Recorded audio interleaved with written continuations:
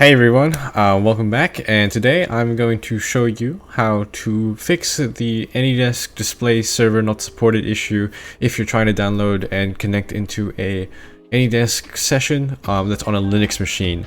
So I'm going to show that. I'm also going to show you how to install Anydesk if you haven't already, but if you have and you're just wanting to fix the issue, just skip to the timestamp that I'm going to put down below when I edit this video, and you can go to that and just fix the issue.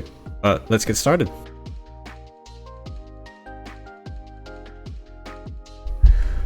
Okay, so now we're inside my Linux VirtualBox. This is running the latest version of Ubuntu. I think it's 22.04 LTS. And I'm going to show you how to download Anydesk. Okay, so first of all, what you're going to want to do is you're going to want to open your preferred browser. I'm just going to use Chrome for today's example. We go open Chrome, and then you go to the Anydesk website. Pretty much type in Anydesk here, and then it'll bring you to the website. And then what you'll want to do is it'll bring you to this front page here, and then you'll want to click on your Linux machine, obviously the Linux download. So you go here over to Linux with the little penguin here, and then you'll want to scroll down here, and then depending on your Linux version, you'll want to click one of these repositories. Since we're running on Ubuntu, we're going to use the deb repository. Click on that link. It's going to show you some instructions, and then this is how you're going to do it. So this is the Anydesk deb repository, and you can download these using the terminal. If you don't know how to open the terminal on Linux, you'll just want to press Ctrl Alt and T on your keyboard. So here's our terminal for this Linux machine, and I'll put it just below here, so you guys can see. And then what you're going to want to do is, it says we need to run the following commands as the root user. Okay, so you're going to want to run these commands as the root user of the Linux machine. So what you want to do is you'll want to go sudo sudash, and then this will turn you into the root user. Just put in your password for your Linux machine. And now we're the root, so you're going to want to type these commands in from the Anydesk deb repository. You want to go wget-keys/https/keys.anydesk.com/repos/gpg/key apt/key add dash. Let's just go like that. Warning, it might say warning, app keys deprecated. It's fine as long as it says OK in the end. Then you want to go echo deb http://deb.anydesk.com all main. This quotation marks crocodile sign / / etc /apt /sources.list.d/anydesk stable.list. Go like that. Did I spell it right? No, I didn't spell sources right, so we're going to type that again.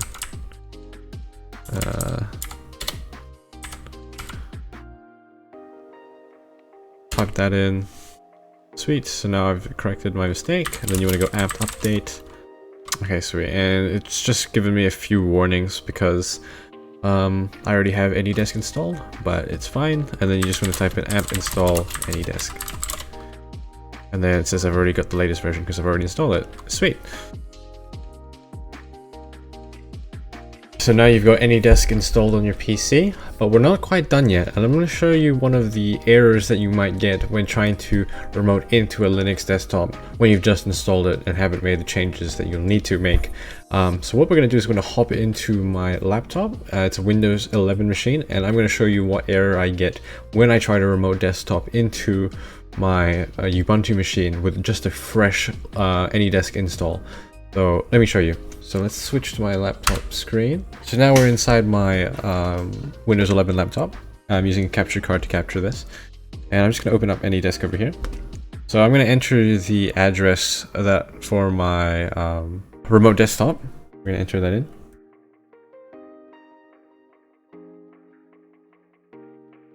And as you can see here, we've got this error. It says session closed. The status has ended.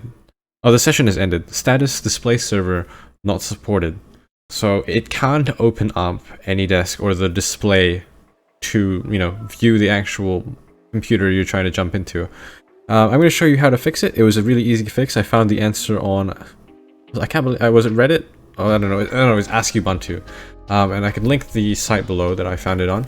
But I'll show you here in video form so you can follow through on the steps. It's really simple. So what you're going to want to do is you're going to want to, you don't need to do anything on the Windows machine. So we're going to hop out of the Windows machine for a bit. We're going to hop back into our Linux. So what you're going to want to do is you're going to want to open up your trusty friend, the terminal. And you do that by pressing Ctrl Alt T. I'm pretty sure most of you know how to do this, but Ctrl Alt T to open up the terminal. Now in the terminal, we're going to want to type in, we're going to want to be the root user, so the administrator pretty much. And you can do this by typing in sudo gedit. And you're going to want to do /etc/gdm3. And then go /custom.conf. Now this is going to open up the file that we're going to need to edit. So press enter. You might want to enter the password for your Linux account because this is a, you'll need to be the root user. Press enter. It's going to open up this file. This is the file you want to see. And here, there are a few lines we're going to have to uncomment. So the first line we're going to have to uncomment is this one here underneath daemon. It says uncomment the line below to force the login screen to use Xorg. So we're going to uncomment that. And we also want to uncomment the 2 lines between enabling automatic login. Uncomment those 2. And if for automatic login, if it doesn't equal to this line, just change it to equal this line, equals .username. I think, I forgot what it was. I think it was user1 was the default, but you'll want to change it to the $username. And then once that's all said and done, you want to click save, and then you're going to want to close it. And then you're going to want to reboot your Linux machine or server. So just restart it as you would. We're going to restart it here. Right, so now we're back into the Linux machine, and I'm going to show you that uncommenting those 3 lines just solved our problem. So what we're going to want to do is we're going to want to open Anydesk here, and then get your address, and then go to the computer that you're going to want to use to remote into your Linux machine. So we'll switch back to my laptop view. Okay, so let's try this again. We're gonna type it again. So let's type in our address. It says connecting, connection in progress, please wait. I have a password set up now. So now we're already a step ahead. And boom, we are in our remote desktop. I'll show you here that we can control it. We can move this around here, and I'll switch back to my Linux screen so you can see it's actually also moving it there.